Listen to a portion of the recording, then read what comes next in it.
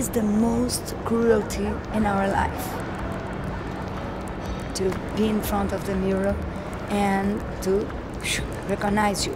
She's literally holding up a mirror to her dancers and to us, and I think asking us how we feel about the people we know, the way we deal with those people, how we feel about love, what kind of self-image we have. Some people were asking me, why you want to talk about cruelty? The world has a lot of cruelty.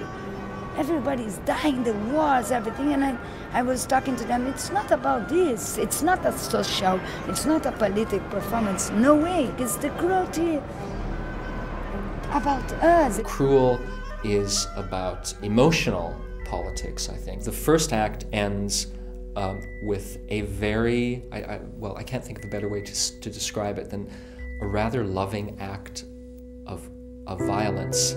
Something happens at the end, but it's done very softly and very tenderly, and you're really intrigued about where this piece is going to go. I used to understand happy. I know that I used to be happy.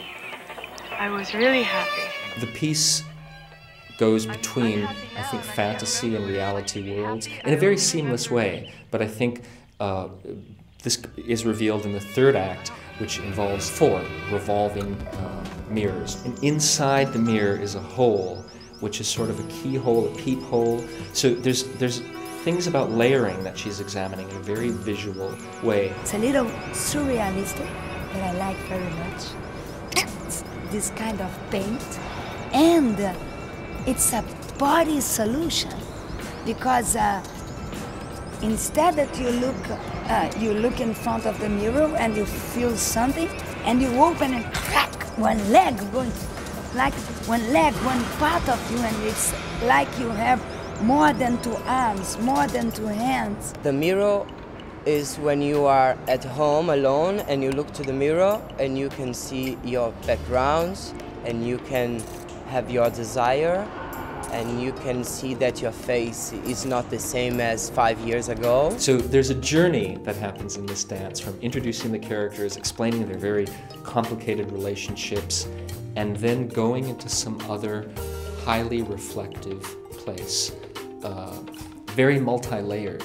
So it's quite dense, it's quite subtle, it's quite powerful, and it's beautifully danced. I think that in one moment in our life, we begin to learn that frustration is something that is part of our world. It's part of us.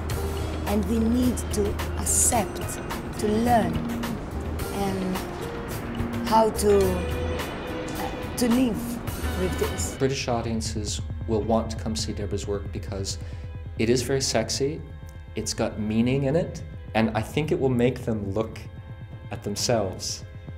Because it is a very reflective piece. It's maybe my most delicate performance that I have done until now. It's more delicate than not.